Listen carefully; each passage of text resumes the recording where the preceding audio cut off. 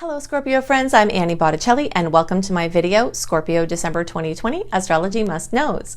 We have an epic conclusion to an epic year, and then we're going to have a start to another epic year. Lots going on this month, including a historic aspect, a very rare aspect, and an eclipse. So we've got a lot to talk about and we're going to stay organized here. I have my nice list. First, I want to give you two pieces of information to help you use this the best. The first thing is that this video is for you if you're a Scorpio Sun, Scorpio Moon, Scorpio Rising. Okay, so it's equally for you if you're any placement of your Scorpio you want to watch for, this is for you. The second thing is that if you're a late Scorpio placement, okay, so if you're like towards the end of November or like we'll say like November 11th through the rest of the sign, or 20 to 29 degrees. But for my reports, I suggest you watch both the Scorpio and Sag. Okay, so now that housekeeping is done, let's look at my wonderful December 2020 must-know list. First and most important thing to know is that we're finally full steam ahead. Things have probably been starting to speed up for Scorpios as a lot of the things with Mars, with being in retrograde, have been coming to a critical mass. And you'll notice that your work sector is very likely, and your office sector, or whatever, whether it's your daily work or whether you have a business or whatever it looks like, there's a lot of energy towards that in a long-term way. And you'll see things really heating up this month, okay? So hopefully that will give you great work opportunities, great business opportunities. But in general, this full steam ahead energy is for every area of your life.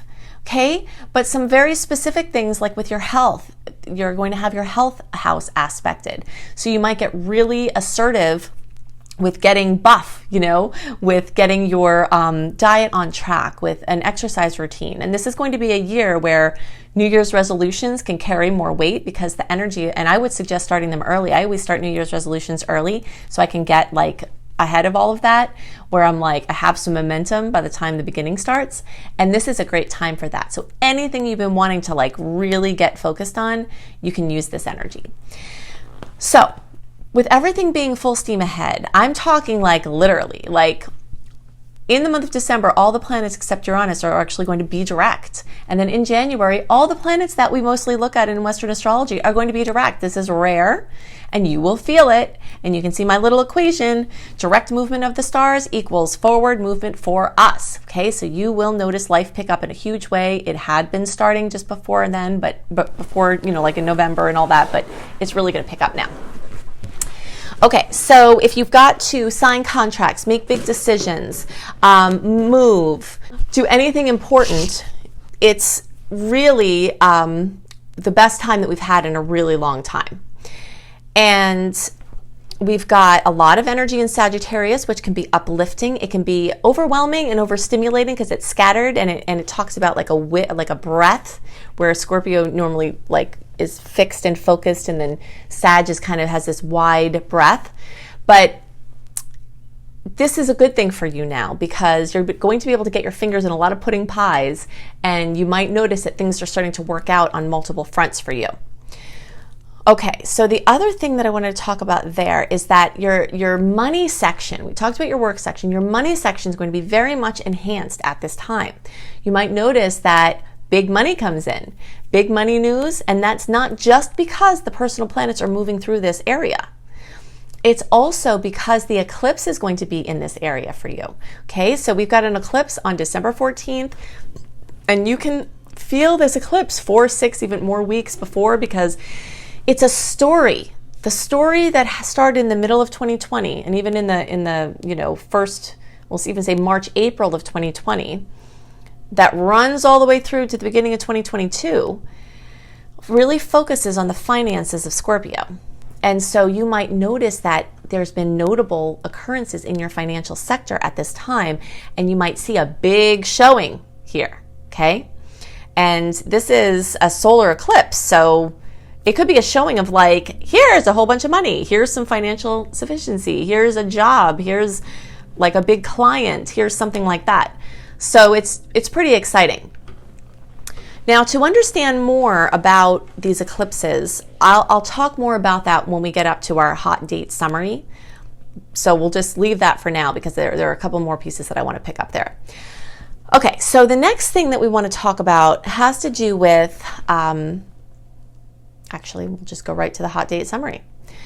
We're going to have a smattering of annoying aspects and sweet aspects this month, but we've got a nice little concentration from November 30th through December 5th of sweet aspects. So if you have to do something, if you need to take a little, just do something that needs a little flow, that's a good time. Now, the eclipse is going to be on the 30th, the first one, the Gemini one. So that could have some intensity, but it's the longest stretch of time that we have that's not interrupted by an annoying aspect in December. So I just wanted to note that.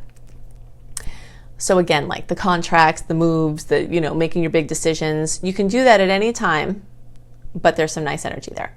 Okay, so now let's go back to this eclipse. I've created a lot of resources to help you understand where these eclipses might hit you and what might happen, because they're so important. They're long-term trends that get heated up.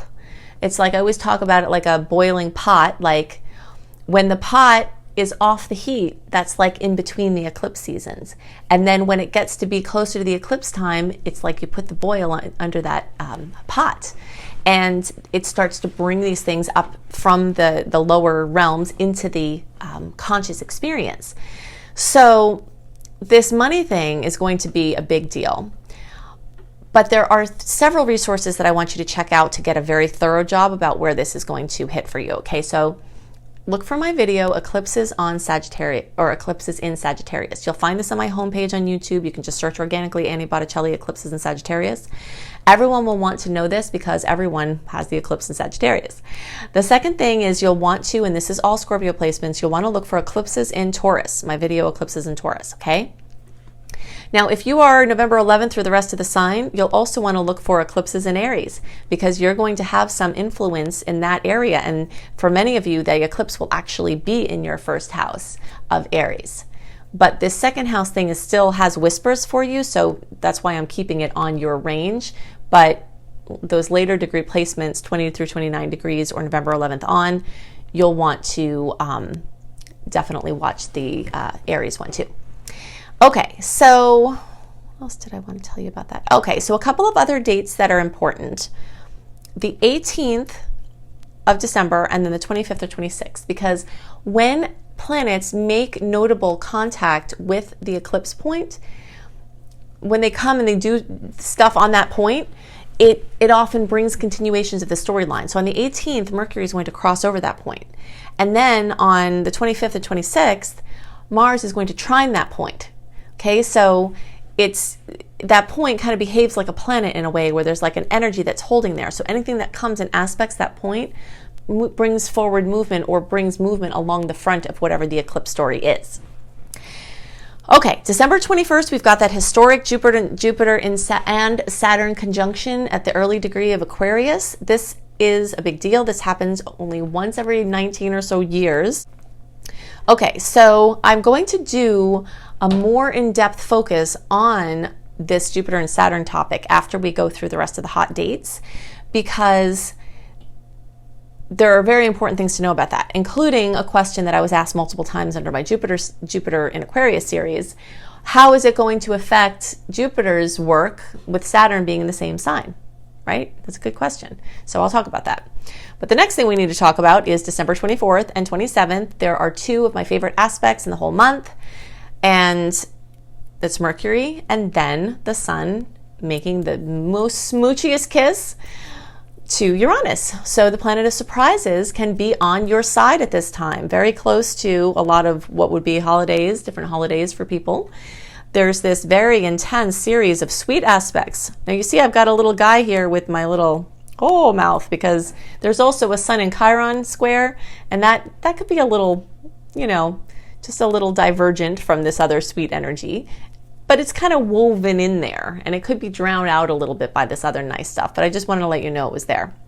Oh, and by the way, if you want to have a write-up of all the sweet and salty dates, I'm hitting some highlights here, but if you want all the sweet and salty dates of the whole month, what they are, what you can expect from them, and a general write-up of the whole month, delivered in your inbox 1 month early, you'll definitely want to go to anniehelpsyou.com, sign up for my free email newsletter, because that is exactly what I give you with that newsletter. Okay, so the last thing to note, one more thing about Mercury and the sun making this nice aspect. Those are in earth signs, so those are in a nice aspect for Scorpio as well. So it's very likely that some very notable news might come around that, December 24th through December 27th. The last thing to note is the December 29th full moon in Cancer, and this can bring fullness, completion, fruition, or drama to family, home, real estate, housing, work from home projects, anything having to do with your inner world, your emotions. Now, because this is in a nice angle for Scorpio, I'm hoping that that's a nice experience, a blissful experience, and it very well could be. And for those of you who are closer to the 9-degree range, so we'll say like the last, 5 or so days, especially the last couple of days of October, and then the first few days of November, you all are going to get the most kisses, like especially the Halloween babies. You guys, and close to there, you're going to get the biggest smooch from this Cancer full moon on December 29th. But I want to focus now on this topic of, if Jupiter, the great expander, is moving through Aquarius and it's moving through a certain section of your chart, then what happens when Saturn, the cruncher, the restrictor, the limiter, is also moving through? So the first must know with that is that, yes, Saturn can run a little interference as far as what Jupiter is trying to do. But in this particular sign of Aquarius, I'm not seeing that as much of a troublemaker as it was in Capricorn, because Jupiter is super happy in Aquarius. And when Jupiter is moving through a sign that it's happy in, it can get really carried away.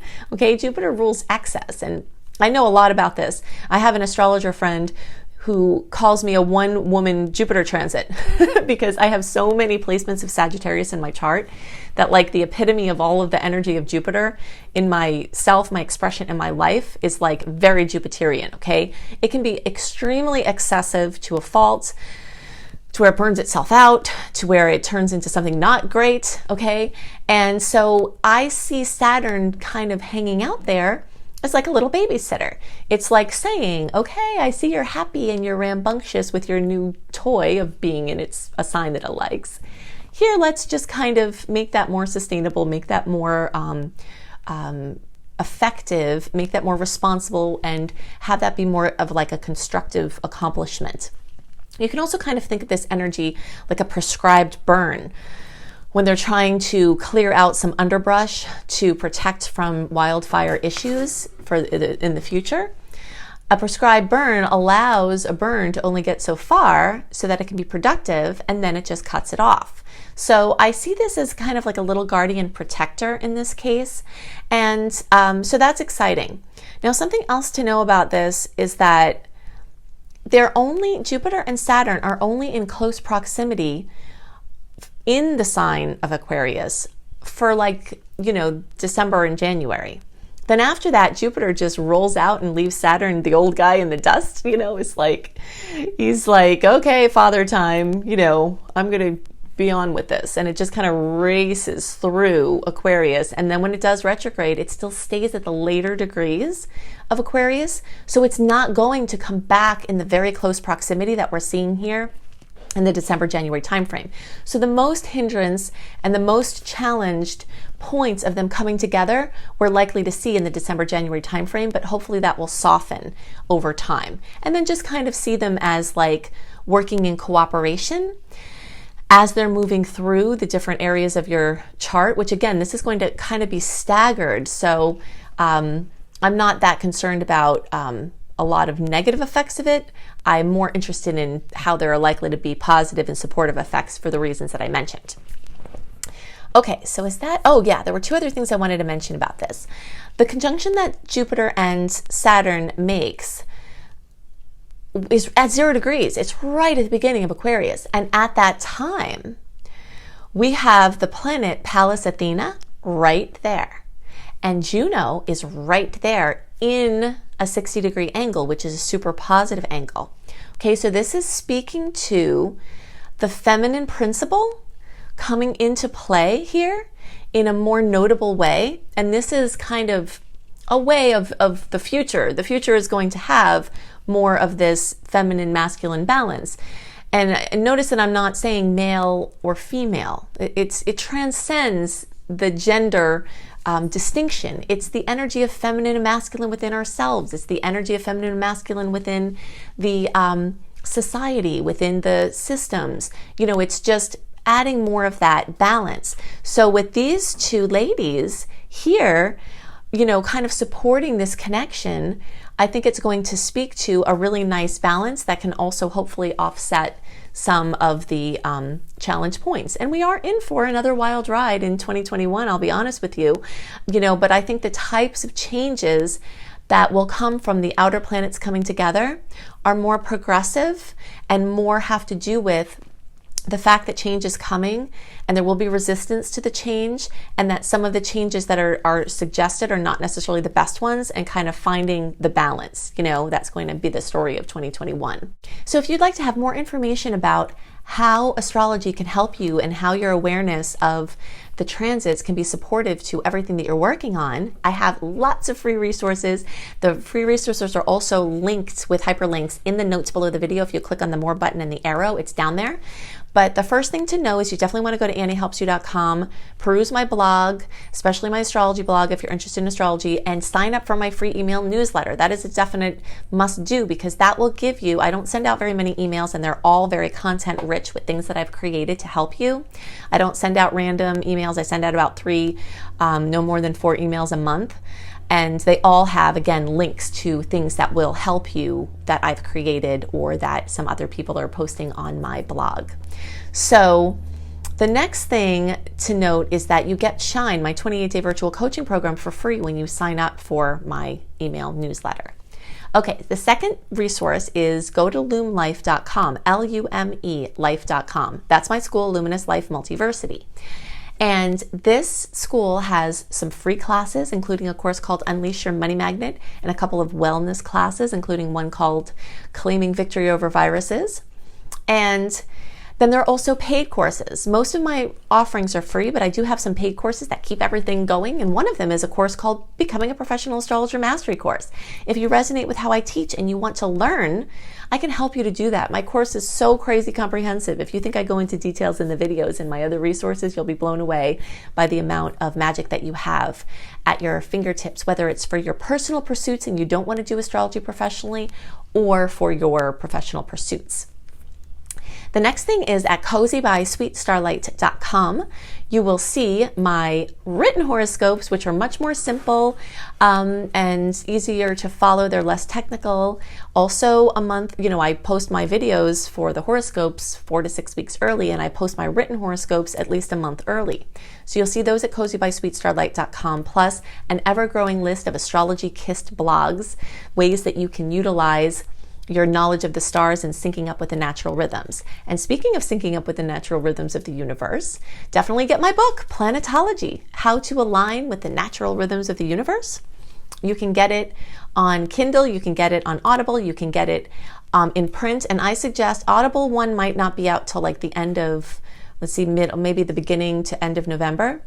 But you can get the print edition ordered now, and I suggest you get Audible and print because it's a long book and you'll want Audible for that. And it's a reference book, a beautiful hardcover reference book, so you'll want that too. Okay, so you can see it on Amazon, you can see it at any major bookseller. Planetology, How to Align with the Natural Rhythms of the Universe. I hope you have a wonderful month, and I'll see you next month.